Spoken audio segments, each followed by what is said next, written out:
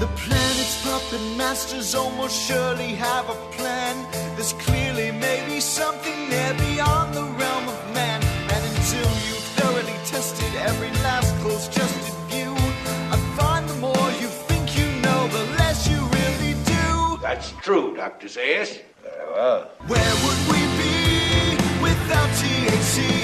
'Cause we know that lying to us just don't know to what degree. Yeah, where would we be without THC? The Higher Side Chat Show, Greg Carwood and Company. All right, people, by now we know all too well that hidden behind the facade of democracy are the dynastic families that make up the bricks and mortar of the power pyramid. Groomed from a young age, pre-approved for the finest schools, and inducted into their elusive and exclusive secret societies, we see the same names and faces fast-tracked to wealth, power, and control, while the rest of us are force-fed the American dream like an overstuffed Christmas goose. And among your Rockefellers, Morgans, DuPonts, and Windsors, you have the Bushes, one of the more public-facing families when it comes to America's puppet masters. But with deep roots in the oil industry, the Skull and Bone Society, and the CIA, should it be any wonder that both a father and son and nearly brother have wedged their way into the highest office of the land like it wasn't no thing? Well, today we're going to hold the Bushes under the microscope with Russ Baker, who is the well-accomplished founder and editor of the great news site whowhatwhy.org and author of the biggest and best book I've seen on the Bushes, weighing in at a little over 500 pages, Family of Secrets, The Bush Dynasty, America's Invisible Government, and the Hidden History of the Last 50 Years. It's an honor and a pleasure to welcome in a journalist who's digging deeper than most these days. Russ, my man, welcome to the Higher Side. Thank you very much. Great to be here. Thanks for doing it. I know your book's been out for a few years now, but it's no less important. And when trying to identify some of the hidden hands that are working the American machine, start us off by talking a little bit about the journey, because this is a pretty massive undertaking. What drove you to focus on the Bushes and to dig so much deeper than most others have? Well, it goes back to 2003 as the Iraq War was about to get underway, and I could see that the Bush administration wanted to go to war, and it was clear to me that they were creating a justification. I couldn't understand why the press couldn't see it. 2004, I was covering Bush's reelection, sort of astonished at the fact that despite his having clearly lied about the basis for the war, that there he was running for reelection and doing pretty well. And I saw how he was able to suppress various potential scandals about himself, and also to put on the defensive John Kerry, a man who otherwise should have dominated that election, especially since it was coming out that Bush's Vietnam War record was very questionable, and Kerry was known to have been on a swift boat and in very dangerous service. And so I was surprised at how well the Bushes did to sort of bottle up their problems and put Kerry on the defensive. And I did some reporting on that in 2004. That got me more and more interested in the Bush family itself, and I began saying, how are they able to bottle all these things up? That then got me trying to ask questions about them and their own trajectory to power, the larger constellation of people who supported them, abetted them, were behind them. And that just got me asking questions. It led me to look not just at George W. Bush, but at his father, George H.W. Bush, and then at the grandfather, trying to understand the whole family's remarkable relationship to American history. And that really was an open-ended inquiry, led to the 5 years that I spent on Family of Secrets. And so obviously we know the Bushes are a multi-generational dynasty. How far back were you able to take this family? I went back quite a few generations. The first indications I saw of a fledgling power center go all the way back to the sort of mid-1800s, and I can't remember how much of this ended up in the book or on the cutting room floor because I just had so much good stuff. But basically, I saw an ancestor who had relocated to Rochester, New York, where he became a town clerk and befriended somebody who was involved with the founding of Skull and Bones. And that was very, very important to me. And then the son of that man, say it was the son or the grandson, was a minister to some of the wealthiest congregations in America. He really got to know all the right people, and there were indications that he himself may have been involved in the Navy with early intelligence work. So he already showed a guy by the name of James Bush, Reverend James Bush. And then we go to his son. So we get pretty quickly to the Bush, who then moves to Columbus, Ohio, where he gets into the manufacturing of parts for the railroad industry and gets hooked up to not one but two branches of that's a Samuel Bush of the Rockefeller family. That's where we start seeing that level of connection very visible. And that man himself gets sent to Washington to become the main point man for the procurement of small arms for World War I. He has been chosen by these dynasties, the DuPonts and what have you, who own these giant arms manufacturing companies and want to make sure that the U.S. does get into World War I and that their products are in play. There are also families like the Rockefellers and so on who are looking strategically at the spoils, looking at the tremendous oil supplies to be had. Places like Azerbaijan, became part of the former Soviet Union. And so see generation after generation, then Samuel Bush's son, Prescott Bush, who goes to school at Yale and is in Skull and Bones and befriends the Harriman brothers, and they then go into business with an investment banking firm called Brown Brothers Harriman, which becomes one of the major private and very discreet banks of the super wealthy, with operations all over the world, including tentacles into the bankers that bankrolled Adolf Hitler. And so it's quite an astonishing journey for that family, and it's a family that themselves were never really all that wealthy, but they certainly were powerful, and they certainly were the go-to people for those who were extremely wealthy in terms of being able to carry out their agendas. Yeah, and you do such a great job in the book. I love those earlier threads because they are kind of the hardest to get a hold of, but from listening to your previous interviews and reading the book, I've heard that their family goes back to someone being an informant in the Civil War. One ancestor was burned at the stake as a witch. Another one was made to walk the plank by pirates. So some people have been kind of wise to their game over the years, it seems. It's an interesting story. I think there's another book in going back to the very, very early family history, certainly. Mm-hmm. And, shows like this call it conspiring and business circles call it networking, but that really has been one of their key tools, hasn't it? That's right. I mean, I think most successful people understand the singular importance of connections.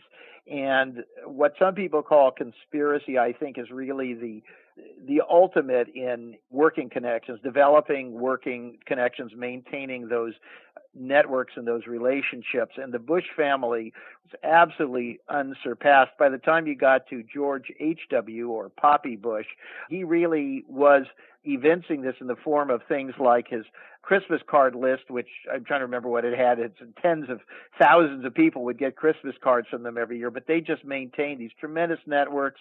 Most of us, may talk to a few of our relatives or something, but I mean, they stayed in touch with every single one on every level. The Kennedys also were fairly good at it, but the Bushes really were just totally unsurpassed in keeping track of everybody they'd ever met. And not just that, but of course, there are the ways in which these people cooperate. So you see the joining of the various kinds of associations, some of them overt, some of them covert. You see them running certain channels into certain kinds of military service, more elite. People like Prescott Bush appears to have worked in military intelligence in World War I, just like his grandfather in the Navy. And so you see those kind of patterns. You see them joining the social groups. In many cases, these kind of quasi or fully Masonic enterprises. You see them certainly in their business ventures, in the choices of the people that they married, very similar to what the royal families of Europe would do. Careful calculations in that regard. And so they really work that to the maximum. And this, of course, is exactly the sort of framework which enables you to do things outside of the public eye. Mm-hmm. And you mentioned Brown Brothers Harriman, and that is one of the pieces of the puzzle that I knew least about, and it was one of the key questions I had for you. I wrote down a quote from your book where you say that understanding the role of Brown Brothers Harriman is central to understanding the Bush legacy and the vast, if unprecedented, influence of the Bush's inner circle. Can you elaborate on them at all? Is there anything more to say on that other than, of course, they financed the German side of World War II to an extent? Yeah, I mean, Brown Brothers Harriman was originally the Brown Brothers Bank, and this came out of the mills of England. They came to America. They were involved in all sorts of things, in cotton trade, some connections to the Confederacy, and they ended up banking on the East Coast, Baltimore, and then other places. And this was a very important pillar of the Anglo aristocracy connections into America. And then the Harrimans were this railroad dynasty, and when the old man E.H. Harriman died, his two young sons at that time in college took over this whole thing, and they had all of this money and all of this corporate power, and were not sure what to do with it. And they then brought in a man named George Herbert Walker, and this was the father-in-law of Prescott Bush, and he was a prominent investment banker based in St. Louis. He was actually one of the most important money figures in America, though very little known in general.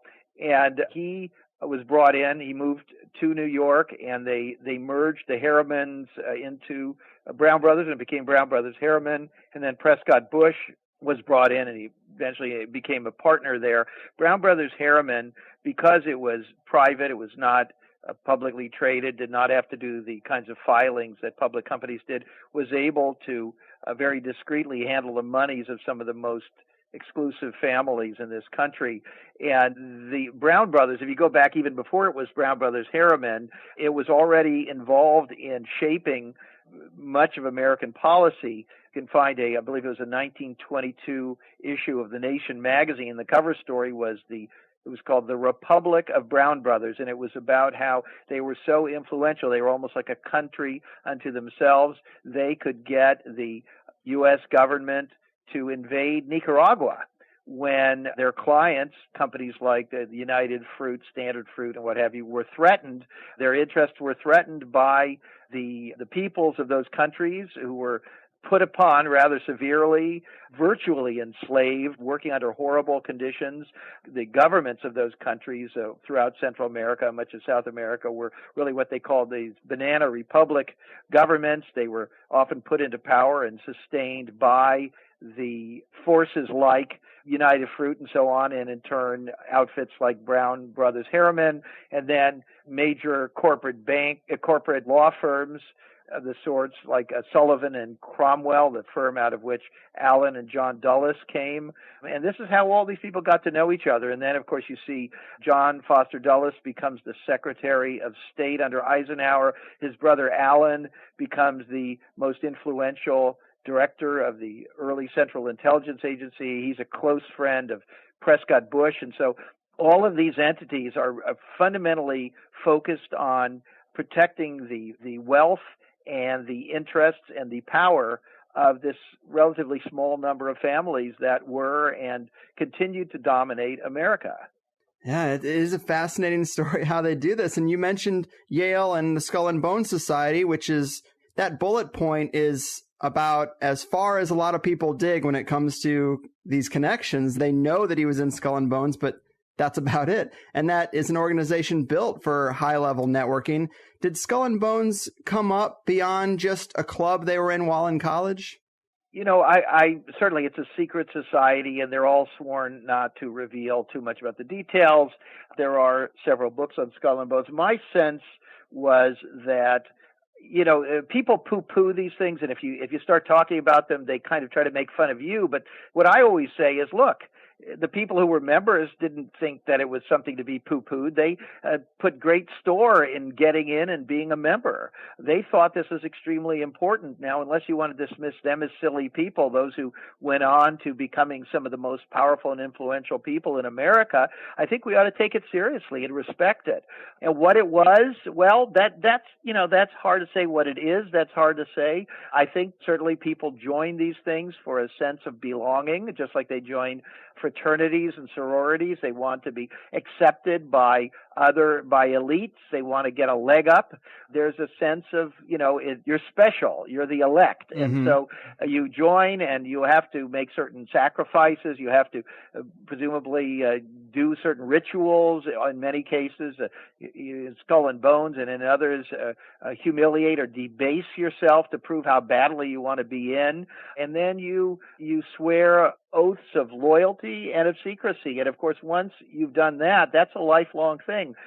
Flash forward to the 2004 presidential election, where the extraordinary set of circumstances where the nominees of the two major parties were both from Yale and were both for members of Skull and Bones. And even John Kerry, the liberal, when asked about it, said it's secret. I can't talk about it. Now, what does that mean? They were obviously able to face off in a pretty tough campaign against each other. But, for example, Kerry seemed in some cases to sort of hold his fire. Some people thought he might have won if he had not done so. And you do wonder what they have on each other and what they've agreed to do and not to do, and their notion of, sort of splitting up the pie and all of that. So it is not all that well understood. And I think all of these secret organizations deserve much, much more scrutiny. Mm-hmm.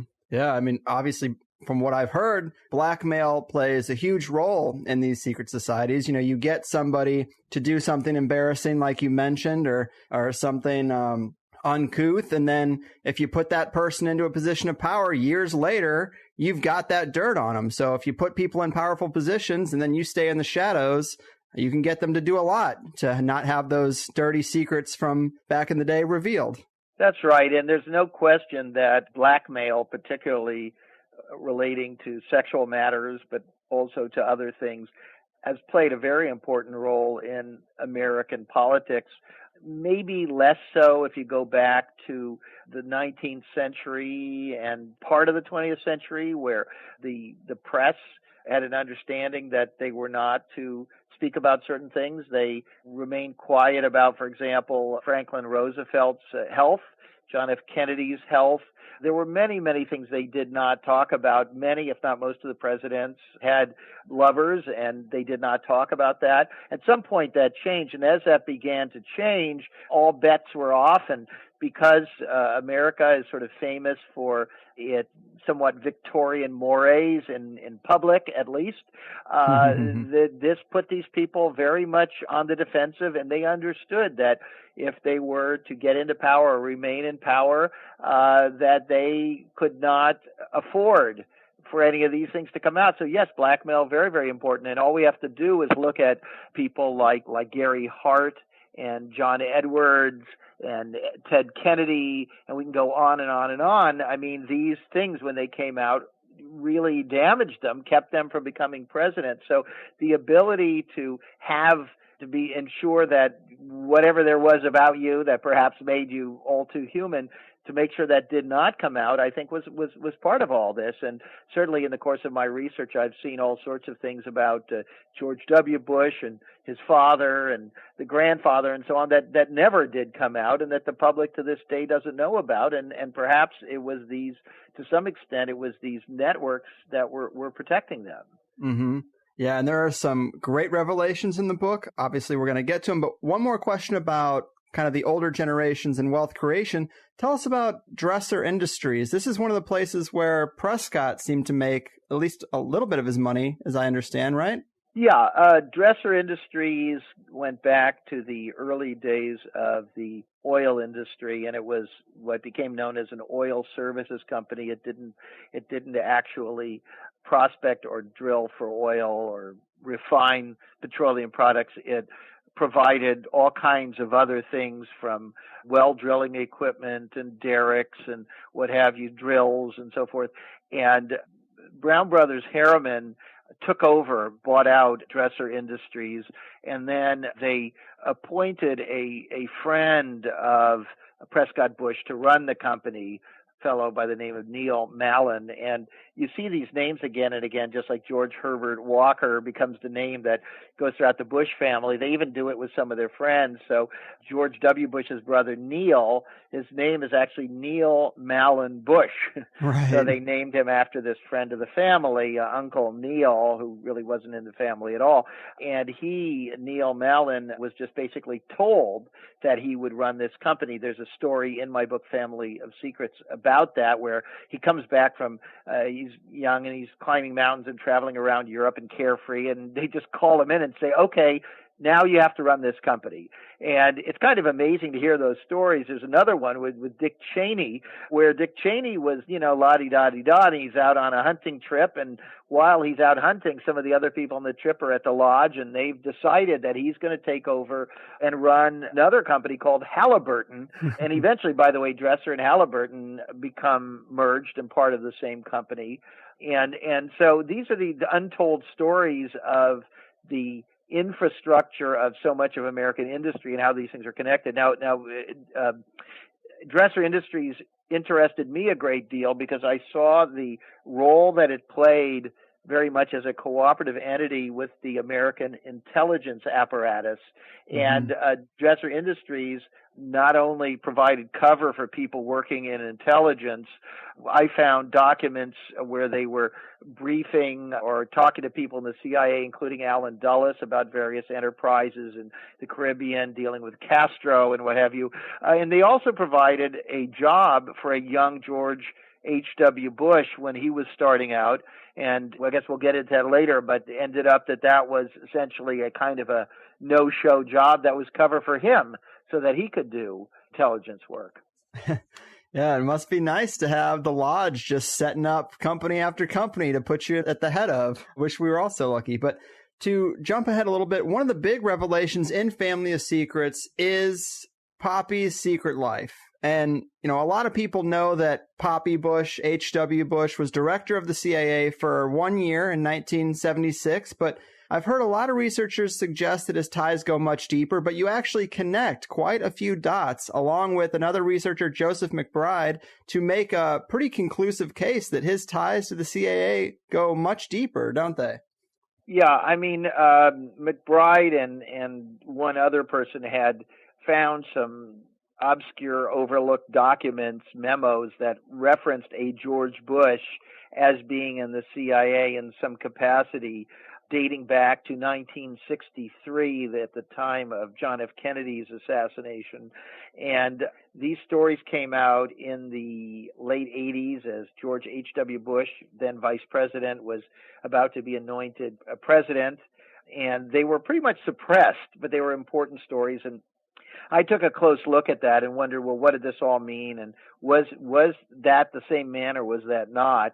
Through my research, I concluded that, in fact, it was the same man, that he had, in fact, been involved with intelligence work, not just in 1976 when Gerald Ford appointed him CIA director as a supposed neophyte with no background or particular qualifications to be CIA director. That never made any sense to me. I started looking at that separately and on my own, saying, why was this guy made CIA director? And that's when I really started looking at these documents that these others had unearthed and trying to do what I could to figure out what he was doing and what his trajectory was. And that got me into looking at some of the early papers of his own oil company called Zapata Oil, and concluding to my own, and I think most people's satisfaction, that the company was little more than itself a cover entity for espionage work.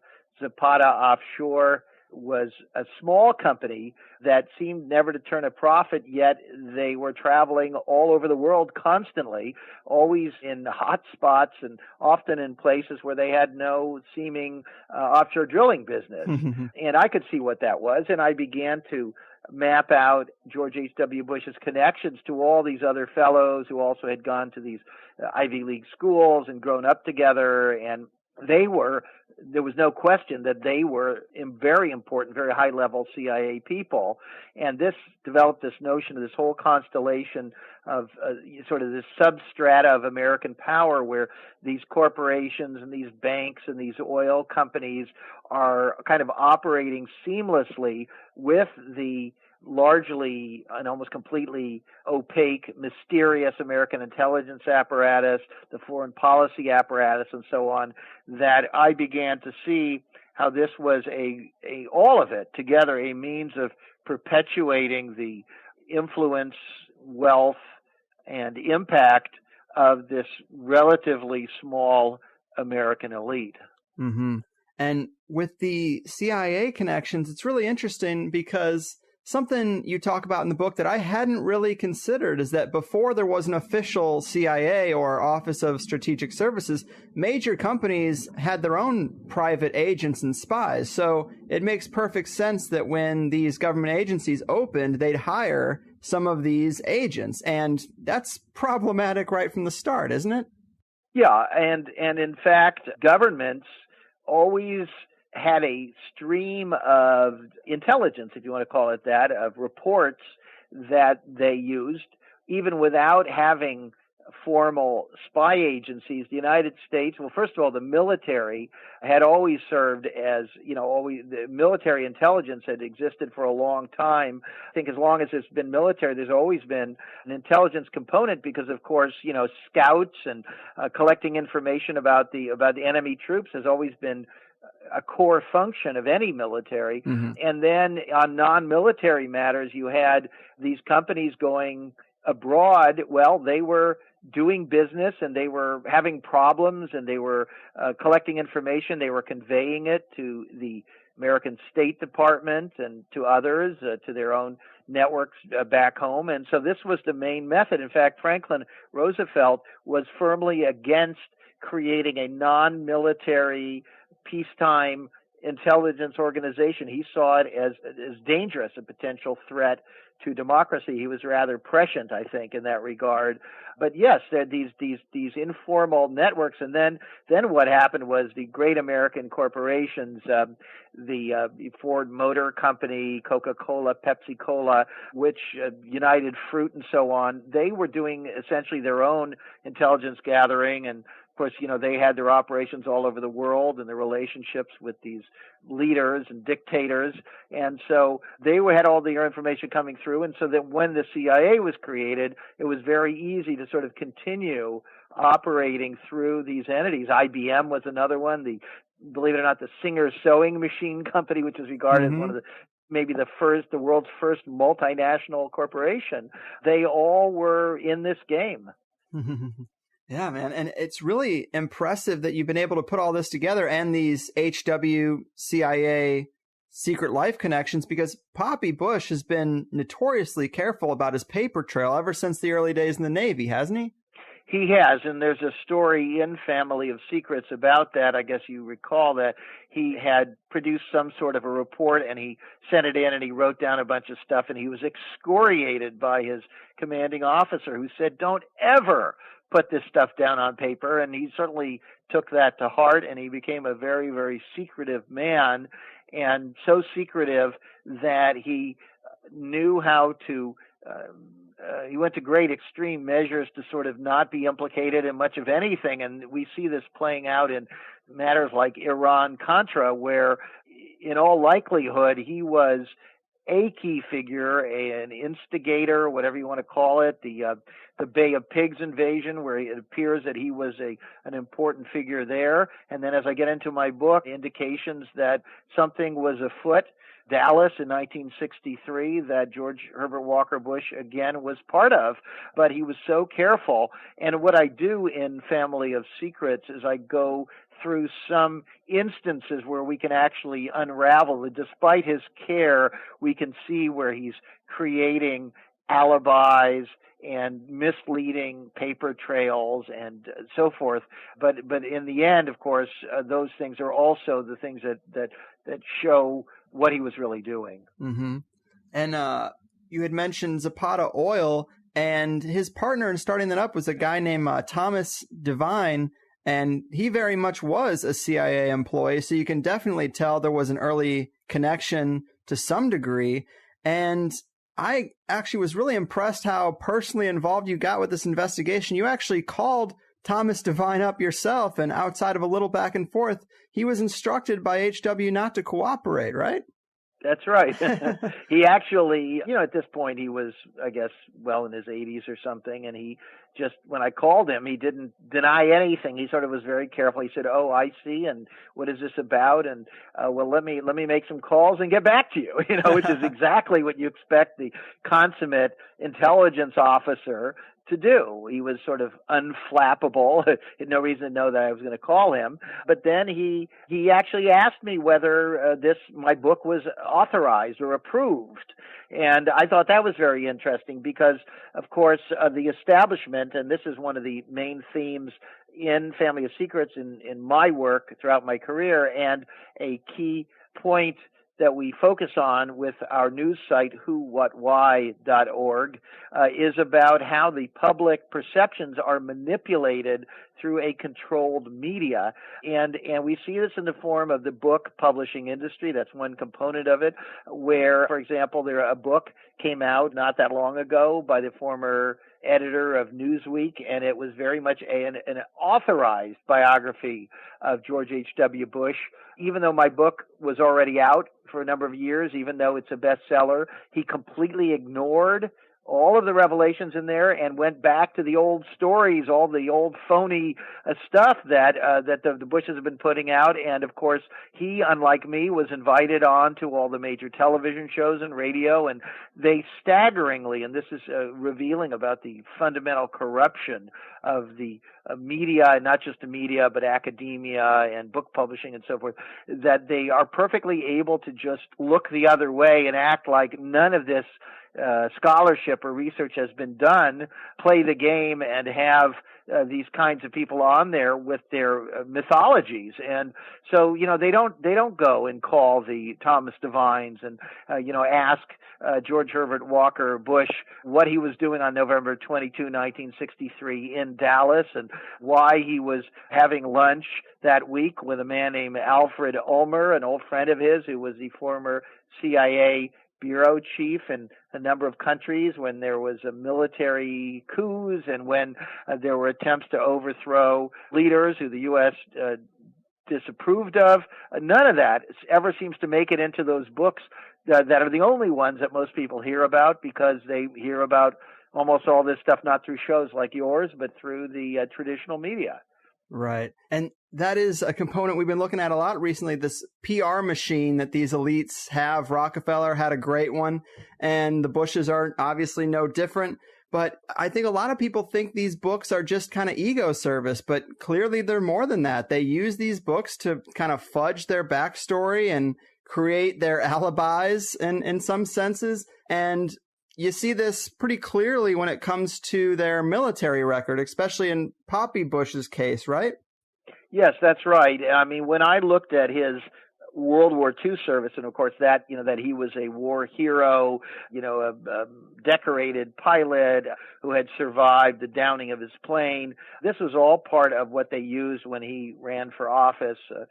And as I began looking at that, I was fascinated with that story because he was the pilot, his plane went down, his crew members died, and he survived. And of course, being a journalist, I said, I'd like to know more about the particulars there, because, the famous saying that the captain of the ship is to be the last one to leave, and I wanted to know more about it. And as I looked into it, I discovered that he had told several different dramatically conflicting versions of what had happened and why he had survived while his crewmates had perished. And in fact, also that other witnesses, including a man in the plane right behind his, disputed his story that his plane had been hit and badly derailed, and that he had no choice, crippled, but to bail out, and his story that when he bailed out, he thought everybody else had already left the plane. So that kind of story, and then course, people say, well, that's so distasteful. How can you question somebody's military record and their heroism? It's very, very selective because, of course, they had no problem questioning John Kerry's record. Yet the fact is that John Kerry, volunteered for swift boat service, and whatever you want to say about that, that was incredibly harrowing type of work, and he did it. And yet they were able to raise questions about whether he was a coward and so on. And so it's a very cynical machine that makes some people suspect. They went after George McGovern in 1972, though George McGovern had been a flyer in World War II and a hero. And they made Nixon out to be a tough guy, but I mean, he wasn't involved practically at all in World War II. He basically was belatedly got involved because he knew he would have a political career as a sort of a supply officer on a ship. And so this is what they do. They look for their enemy's strengths, and they try to turn those into weaknesses. Right. Yeah, it's all about perception. And another note I had here about Zapata Oil is apparently they had a rig off the coast of Medellin, Colombia during some key years. And of course, we're talking a lot about the CIA connections. So it begs the question, did drug running come up at all in your investigation of the Bush's wealth creation schemes? Well, first of all, as far as Medellin, it's very, very strange because Medellin is not on the coast. It's inland and in Colombia. And as far as I know, and I'm not an expert on this, and I wasn't able to do massive amounts of research, but what research I could do, it seemed to me, and I'd be happy to be corrected on this, that back in that period, which was the early 60s, Medellin was not yet an active center in the drug trade. So I don't know what to make of that. What we found was that Zapata had hired a judge who had helped fix the 1948 Senate election of Lyndon Johnson. This is a whole other area about the unusual ties between the Bushes and Johnson, though they were ostensibly from opposite parties. They had hired this man, Judge Manuel Bravo, and then given him this job in Medellin, Colombia. Now, it would look like kind of like a no-show job. Why they hired him, why he went there, if they were, did he have to leave the country? Was he looking for a sinecure? I don't know that. That all deserves more research, but it was very, very strange that they hired him, that they sent him to Colombia, that they even had an office in Medellin because it's not one of the ports in Colombia where you would expect to find an offshore drilling company. Yeah, man, it's a curious thing, and I figured I just had to ask. I know it's not a big part of the book, but alarm bells start going off when you hear about Medellin, Colombia, and when people start talking about drug running, it always tends to come up, so...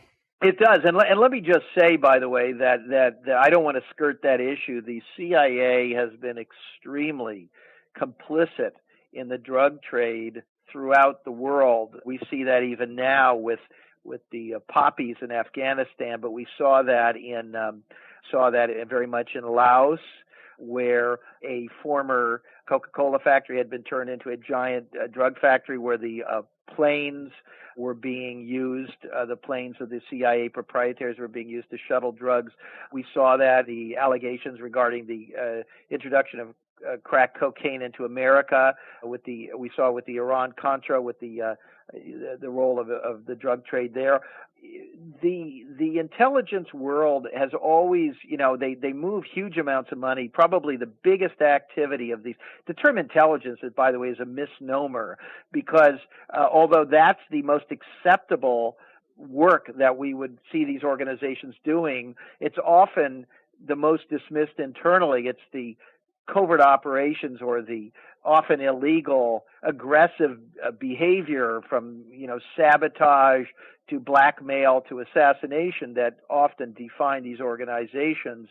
And another part, and probably the biggest part of what they do, is bribery, moving billions of dollars a year to finance student and labor leaders and journalists all over the world that are not only supplying information but operating on behalf of so-called American interests. And how do you move that money? Well, you can't just move it visibly, and so you move it in other forms, whether it's and I get into all this in my book Family of Secrets. I get into the use of drugs, the use of gold the use of all different substitute forms. There's art, there's property, of course, shell companies. There's many, many different ways of moving this, but drugs has been a very, very important part of that. And at a minimum, these entities, including when George H.W. Bush was running it, were very much at least looking the other way, if not explicitly condoning it. Right. We recently did a show looking at the Clintons, and when Bill was governor of Arkansas, coke running with the CIA through the airport there. There's a lot of speculation that they were involved in that. So I figured I'd ask, of course, with the CIA connections. And another thing that came up in that show on the Clintons is the fact that a lot of their opponents and critics over the years have sometimes gone missing. And that came up more than once. Have you seen any of this kind of thing with the Bush clan? In the sort of work I do, there are so many strange stories and so many situations where key witnesses, my work relating to the assassination of John F. Kennedy, we see scores of people who had untimely deaths, simply vanished from the face of the earth. We see that again and again and again. I mean, one of the stories, which I don't even think this is in Family of Secrets, but there was a story of a young woman who supposedly had been impregnated by one of the Bushes out in West Texas. And I talked to people who knew about that story, but as far as the young woman, what I was told was that she and her entire family simply vanished.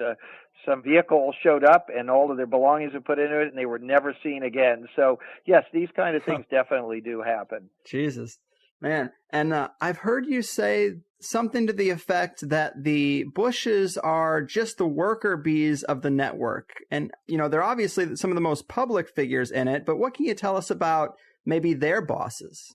Well, you know, everybody's always looking for a cabal of a number of, you know, people who meet together and control everything. And you hear all these things over the years. In long term, you hear about, you know, the various groups and families like the Rothschilds and so on. And, you know, of course, all of those play a role. But the reality is that these things shift. And which families and which individuals and which organizations and which networks, they're not necessarily constants. Mm-hmm. You know, every family, I'm sure you know that not everybody is in lockstep, and siblings don't always agree, and the children don't always want to be involved in the family business in the same way. So it makes it difficult to do this kind of work. But just to give you an example, the story about the late Supreme Court Justice Antonin Scalia and the ranch that he was on. Very interesting to take a close look at the man whose ranch it was. These are very wealthy people who are not in the limelight. We've never heard of them. They tend to own companies that, you know, manufacture. In his case, I want to say there was some kind of, I think, industrial vehicles, I believe. You know, we don't think about a lot of those industries, and, you know, things like dresser industries. We don't think about oil derricks and drilling mud and those kinds of things. We you know, even today, what do we hear about? We hear about the Bill Gateses, the Twitter billionaires, the people who make the devices and the products, the Apples that we use and that we revere. But our lives are made functional and comfortable by the air conditioning equipment, and the inside our phone are, you know, minerals that were mined by other companies, and, you know, who makes all kinds of things, the insulation in our houses. We tend not to think about those things, but those are companies, and those companies deal very much at the base level of manufacturing and of the need for a constant flow of resources, generally, often, either from places in the United States where there are competing interests, environmental groups and so forth, or bringing it from abroad where often the people in that country are being underpaid, much against their will, for their country's heritage and for their labor. Mm-hmm. And so there are all of these interests in maintaining that kind of status quo and that kind of advantage. And, you know, the Koch brothers, nobody had heard of them, or very few people had heard of them more than a few years ago. And so we need a good media, good investigative media, and researchers to be constantly studying these families, these individuals, and so on. And it's not that simple. It's very, very difficult. Right. Yeah, it seems like a real-life Game of Thrones to some extent. And one of the most suspicious things about Poppy Bush is that when questioned, he said he just couldn't recall where he was when JFK was shot, which you've alluded to a couple of times so far. And it's got to be rare for any American, really. But why do you think he's been so coy about where he was at the time? I wanted to know the answer to that, or to put it another way, I simply just wanted to fill in that piece of his history to find out where he was when, as the question went, where were you when you heard that the president had been shot, which is something that anybody who was probably 5 years old or over at that time could answer, just like as they could about 9/11 and so forth. I mean, I was just wanted to know sort of where he was. And so I went through what I could of his records, his papers, books he had written, interviews with him, and he's totally silent about it. In fact, he's sort of like, he'll have a history, and he'll describe, and he'll say, in 1962, the U.S. was doing this, and in early 1963, the U.S. was doing this, and the president and I was doing this and this and this, and then suddenly it's 1964, and I'm like, hello? The President of the United States was assassinated in one of the more spectacular acts of a century of the history of the country, and he's killed in Texas where Mr. Bush lived. Mr. Bush in 1963 was a candidate for the first time for the United States Senate, running on the opposite platform, critical of Kennedy. And how could he not even say something about that day? And that just seems so strange to me. So I began taking a close look, and the result in my book, Family of Secrets, is 5 chapters in a book about the Bush family that veers off into the Kennedy assassination. And the book I'd like people to read it, and there's a lot there, and we don't have time here to go into all the detail, but essentially that's where I began to focus on the indications that he was doing intelligence work in 1963, and that he was connected to an array of individuals who were involved with the CIA cover corporations and what have you, who were in and out of Dallas at that time. I was astonished to find out that George H.W. Bush was a lifelong friend of a man by the name of George de Mohrenschildt, right, a Russian emigre from a wealthy Russian family that had problems when the Russian Revolution took place, part of a network of very wealthy Russian emigres who were involved in the early days of the American intelligence apparatus, also involved with the oil industry and other such things. And there was George de Mohrenschildt, and he was I found a friend of George H.W. Bush dating all the way back to the 1930s, when George H.W. Bush was a very young fellow, and that George de Mohrenschildt also was a very, very close friend of the man who, we are told, shot and killed John F. Kennedy, and that was Lee Harvey Oswald. And when I saw that George H.W. Bush that it is documented that he was a longtime associate and friend of Lee Harvey Oswald's best friend, and that Bush went on to become the director of the CIA, and he has never uttered a word about any of this, I said, well, to begin with, I mean, that's obviously a sort of malpractice of a person in intelligence work, because what could be more important in intelligence work than preventing the President of the United States from being assassinated or figuring out who had done it. And so the fact that he was one step removed from the killer of the president and never saw fit to look into that or talk about that in itself, of course, is just an incredible red flag. Mm-hmm. Yeah, the George de Mohrenschildt connection it's pretty telling, definitely, especially that it goes back so many years before the assassination, going back to the 30s. I mean, they clearly knew each other. And there's also strong indications that Poppy Bush was actually in Texas at the time of the assassination, right? That's right. I discovered a little notice in a newspaper, which had clearly been overlooked by everyone. And when I found that, I said, oh boy, because it was a meeting of a oil drillers association. It was being held November 21. That's the night before John F. Kennedy was shot at 12:30 on November 22 in Dallas. This was the night before. This was November 21. It was an evening meeting, and there was George H.W. Bush speaking at this gathering. And so I was able to at least establish that he was in Dallas the night before. We know that the next day, early in the afternoon, he was in another place near Dallas. We do not know where he was at what point he left Dallas. So we know he was at Dallas the night before. We know he was near Dallas as of 1:45 p.m. We don't know where he was the intervening hours. We know that he was meeting, as I say, that week with a man who was in charge of CIA coups overseas. We know that he was one step removed from Lee Harvey Oswald. We know that his central running mate for when he ran for U.S. Senate, the man who would be the Republican nominee for governor, was a high-level military intelligence person, closely connected to him, closely connected into not only the military, but also into the Dallas Police Department. And in Family of Secrets, I go into this in great detail because there's a lot there. It's pretty complicated.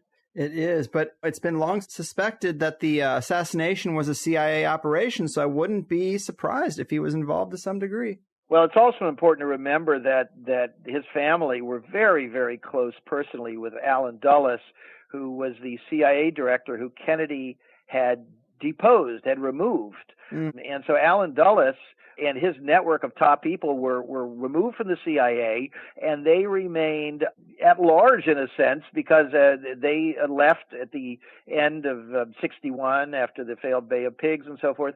In 1963, there were 2 years in which Allen Dulles and all of his top coup plotters were essentially not working. And again, you've got, as I say, the Bush family, Prescott Bush and his son George H.W., very, very closely tied into that network. It's all documented in tremendous detail in Family of Secrets. And there's no question that there was a real animus for Kennedy on the part of this group. And it's also very interesting, the details of Allen Dulles. I mean, Allen Dulles visited Dallas shortly before Kennedy was killed, ostensibly because he was writing a book about intelligence, and he was working on the book with E. Howard Hunt, another person, CIA person, very closely tied into all kinds of covert operations, alleged to have known some things, to have been somewhat witting, perhaps, to what happened to John F. Kennedy. So you see all these strands, and everybody knew each other. And I'm not suggesting that the CIA itself officially or formally was involved, because I highly doubt that. I don't think that you do those sorts of things on a basis where they can ever be formally connected to any kind of a government agency. I'm sure there were plenty of people in the CIA who asked would not have been willing to do something like that, but I think that this group of people who were outside now, and their friends and colleagues who were inside were perhaps able to help along something that had a lot of different groups that were interested in seeing the president removed. And that it goes again into their ties to all these different groups and segments of society. And in Family of Secrets, I have one whole chapter where I just go into all the different people who were furious with Kennedy and would love nothing better than to see him no longer in the White House. Right, and great points. It does seem like it's one of their tricks to act as a type of covert parasite or backseat driver, in a sense, inside some of these larger organizations, because then they're harder to single out. You can never really properly pinpoint these people moving within the larger circle. So investigators get sloppy and say things like, oh, it was the CIA. Okay, well, that's not really detailed enough, and these string pullers know that. It's another level of security for them. That's actually a fundamental way. You've just touched on a fundamental way that these things operate, because the key word is secret. So everything's secret. That means that even inside an organization, most everything is still secret. It's compartmentalized. There are layers of deception and obfuscation. There are very few records. What records there are often themselves cover for what is really going on. And this goes back again to George H.W.'s experience in the Navy in World War II, where he learned about this, that's what they do. And also what they do is that they piggyback on other things. And so you try to find natural things. So, for example, the alleged role of organized crime in the Kennedy assassination, well, sure. The role of anti-Castro Cubans or the far right in America or the oil industry, well, sure. All of these segments they hated Kennedy, and they were only too delighted to see him taken out. And so did they have an agenda? Could they have been involved in running perhaps multiple plots? Absolutely. And so the goal in intelligence work is deniability. They always use assets. That they don't do it themselves. You almost never have actual CIA payroll employees who are committing murders or anything else. It's always many steps removed. And moreover, they look for people who are criminals. They're experienced criminals. They're only happy to do anything to get paid for it. And they themselves are easy to discredit if and when they go public, because they're criminals. And so this is the sort of foolproof way that these things can be done. And so for those in the traditional media and academia and book publishing and what have you, who always put out this line that someone would have talked, or it's ridiculous, it's too complicated, it could never have been done, they understand almost nothing about how these things are done and are done constantly throughout the world. I also, before we go, I wanted to ask you about your website, Who, What, Why, a little bit. Tell us about that project and some of the stories that you're covering there.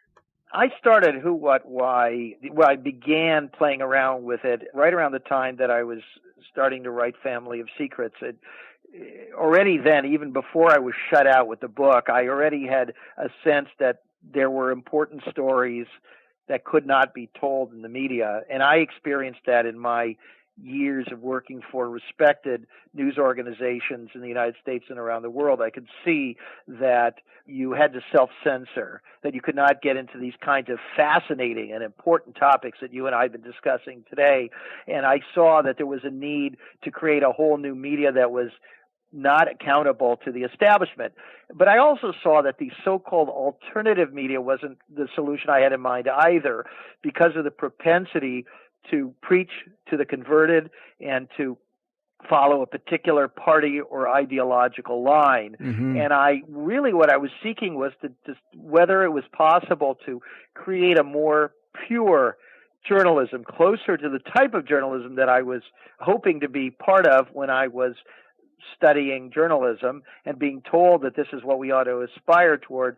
I looked for a journalism that was a combination of the best qualities of the so-called mainstream media and the alternative media, meaning as objective and as fair and as unbiased as possible going in to look at things, and open to any discoveries or outcomes regardless of whom it might offend, but at the same time being willing to draw conclusions and to not have false equivalencies between, on the one hand, powerful enterprises that are fundamentally self-serving and smaller entities that do have public-spirited missions that are, say, nonprofits and things. And we realize that we don't want to create equivalencies, that when a giant corporation says something, it may be true, but we understand that their job is to make money and to keep their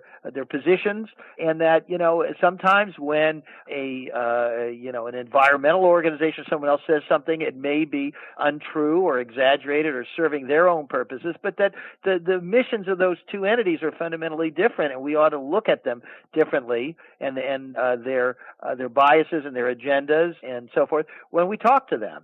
And so we try to encompass all of these things and take them all into consideration.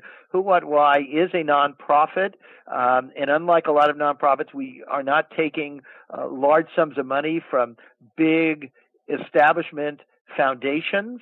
We also do not accept any advertisements of any kind. And so it is very difficult to do what we do because every penny that we take in and every penny that we pay to our writers and our editors is donated by ordinary people, by Americans and people to a minor extent around the world, wherever they may be.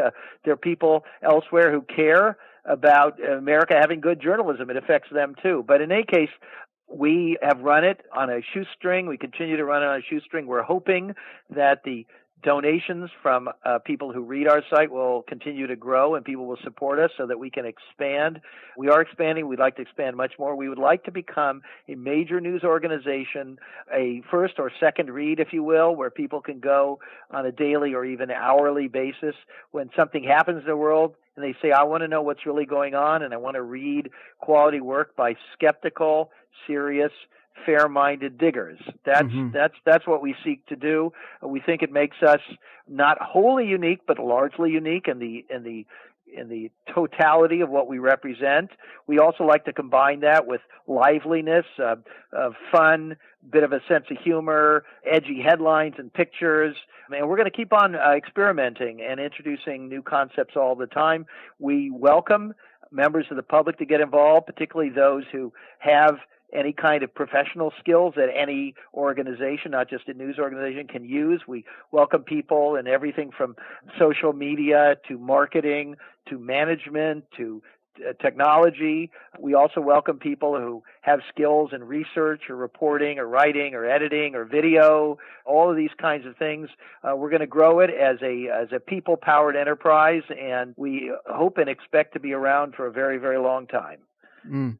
Amen, man. Noble effort for sure. It seems like we have very similar philosophies in the way to do these kind of things, and that about does it for us. So informative, very insightful look at the Bush Dynasty, way more content than we could cover in just one conversation. I really do appreciate your time. Are there any new projects or websites to point people towards if they want to follow up on you a bit more? The elements are pretty simple. whowhatwhy.org, O-R-G, meaning we are a nonprofit. That's the website. We have a Twitter account at whowhatwhy. We have a Facebook page. We're also on some other social media platforms. We love it when people share our stories through any means at all. People can donate by going to the site. They can volunteer by going to the site. They can write to us by going to the site. I also have that book we talked about, Family of Secrets, which can be bought in bookstores or online, various forms, including hardback, paperback, ebook, audiobook. And I've got my own Twitter where I have my more personal reflections. That's at Real Russ Baker, R-E-A-L, Russ Baker. And I am working on a new book about the assassination of John F. Kennedy. It's been in the works for a number of years. I'm hoping it won't be too many more years before that is out. Awesome. Well, great. Russ, it's a pleasure talking to you. Keep doing the important stuff that other people won't, and take care of yourself out there. It is a dangerous game. Thank you so much. I really appreciate your interest and your thoughtful questions. Boom, people. There we go. Good times. Another show in the bag. I think I incorrectly said at the beginning whowhatwhy.com, but it's actually .org if you haven't figured that out yet. You can also look at the links that come with this show, and they'll take you right to it. But good episode, right? Russ does a lot of great stuff, but this book, Family of Secrets, is definitely my Bush family textbook now. It's over 2 inches thick, very well sourced. It's going to give you what you need when you start to forget the details of what's so bad about him, if such a thing were even possible. See, we've talked about Poppy Bush's involvement with the CIA and heavily speculated that it was an older and deeper relationship than the 1 year where he was director, but it's always good to go back and look at the evidence and the paper trail that verifies it. We don't want to be hyperbolic. We don't want to be overly speculative, because these are the things that make us look crazy and people don't listen. So I thought this was a return to just what we needed, and plus a guest who knows what he wrote and can have an educated conversation about it is key. This is where I tried to focus my next few guests after a few speculative UFO and life after death communication shows. They have a place, but I'd rather them be a once in a while type of thing rather than a type of topic and approach that defines us. I'd much rather have something like today's show be the standard. But I think this was a good time breaking down just how an elite family like the Bushes operates. And I'm sure there's obviously a lot more and a lot deeper we could go, and we will, since this obviously isn't the last time the Bush family is going to come up. But it does lay a nice base. So do check out whowhatwhy.org for Russ's further geopolitical analysis. Hit him up on Twitter. Let him know you like the show. We want the good guests to know they're not speaking into a vacuum. We do have people listening out there, right? I think so. And speaking of listeners, I do appreciate your time, and I try to be a podcast that doesn't waste it. Some shows are heavily speculation, but I still want to go there. I've heard a few people talking on various podcasts lately, and they mock conspiracy theorists and say that they want their standard to be things that we know to be absolutely true. And that's a ridiculous catch-22 standard, because they cite things like the Gulf of Tonkin incident or Operation Northwoods. And yeah, those are great pieces of evidence that there's a hidden hand manipulating events.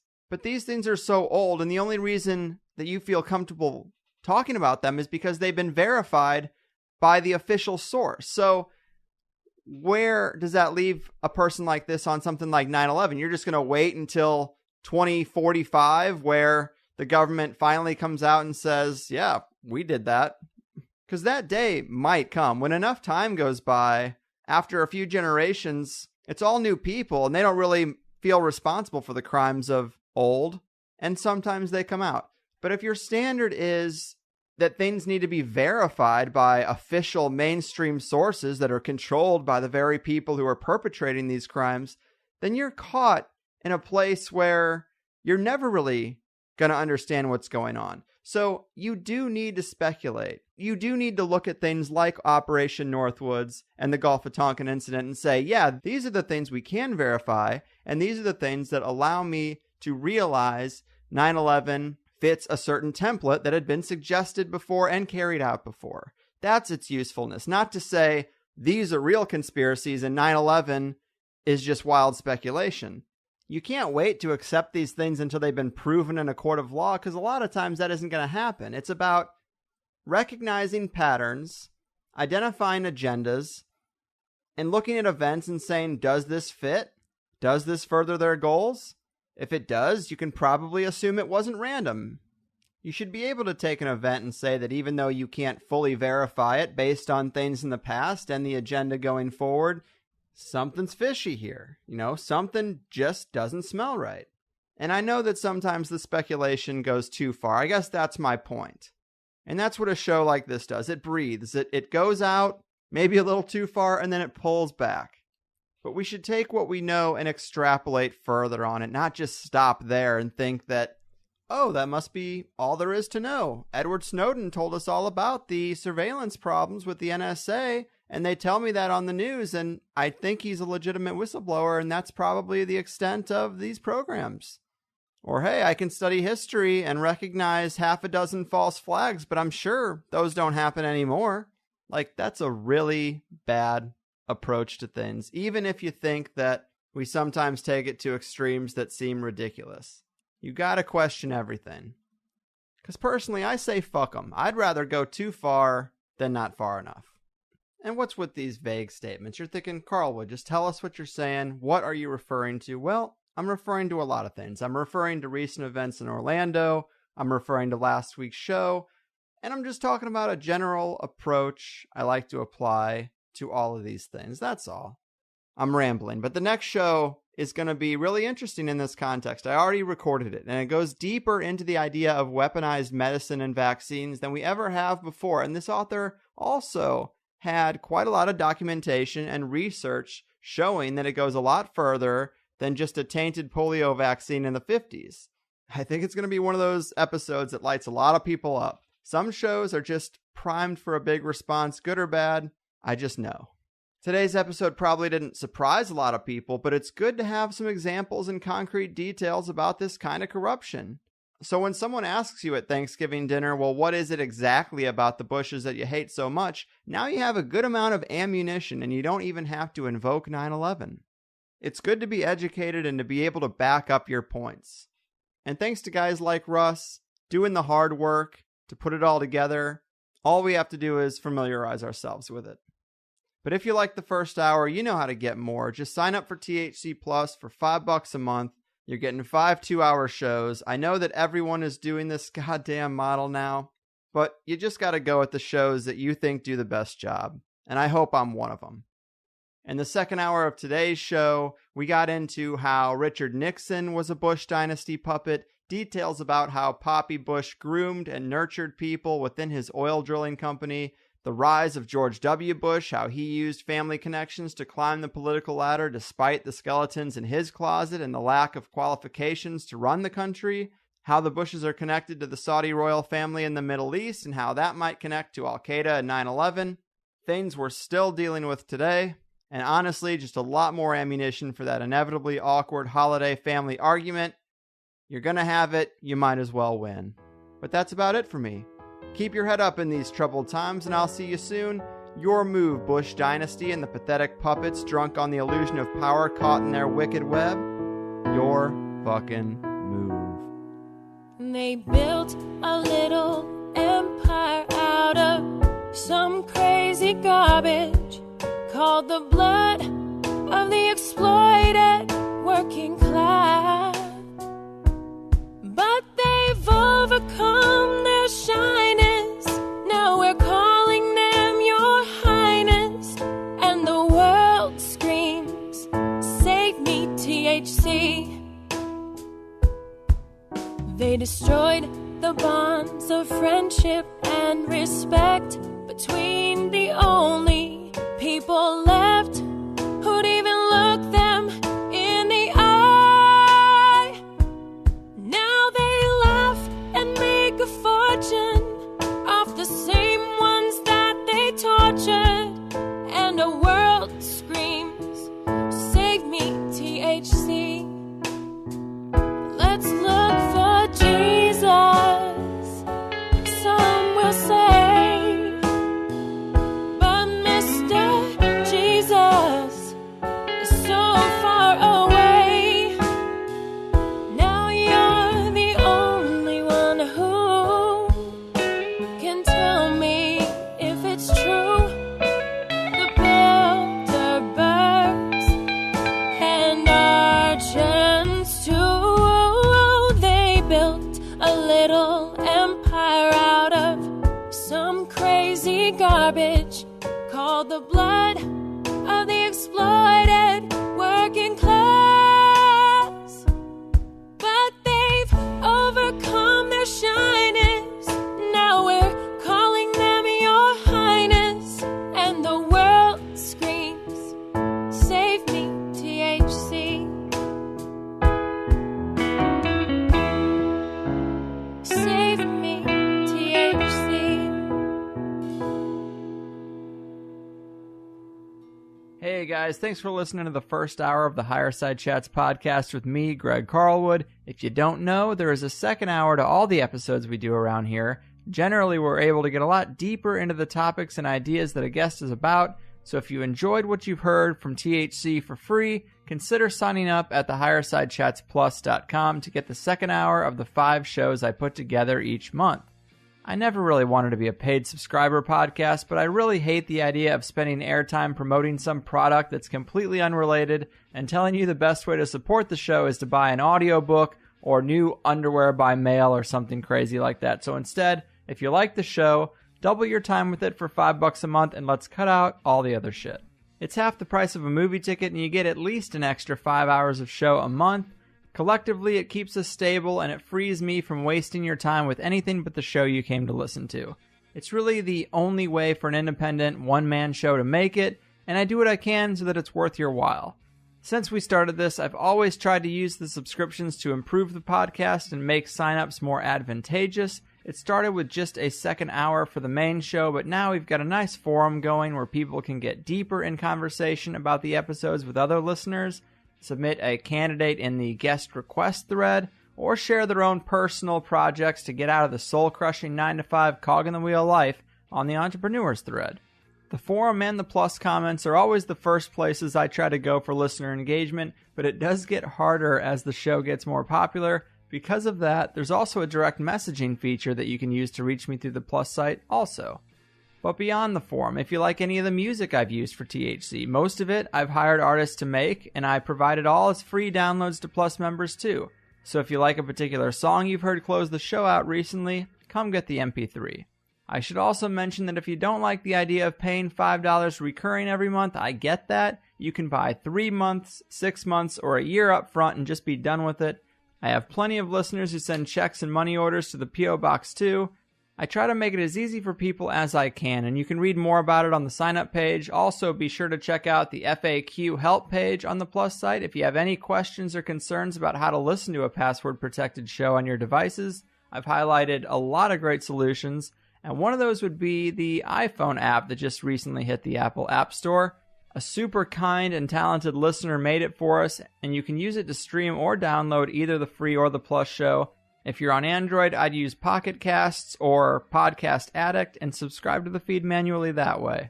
I also try to throw in occasional bonus shows or Q&A shows, and I've got a few other weird ideas I might get to try out soon, but I give you all I can for $5, and I hope you'll at least give it a shot if you've listened to a few free shows and you find them unique or valuable. I know there's a lot of podcasts out there, and I'm just one of them. But if you have any questions, concerns, or comments about any of this, please get in touch with us at the Higher Side Chats team at gmail.com.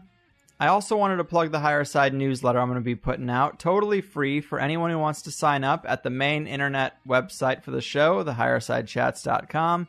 You can also get on that email list through the Higher Side Chats Facebook page. There's a button there as well.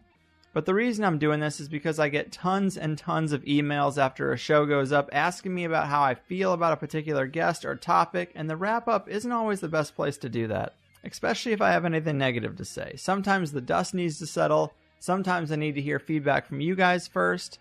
There are a lot of factors, but I usually have something to communicate to you, and I just don't get to do it.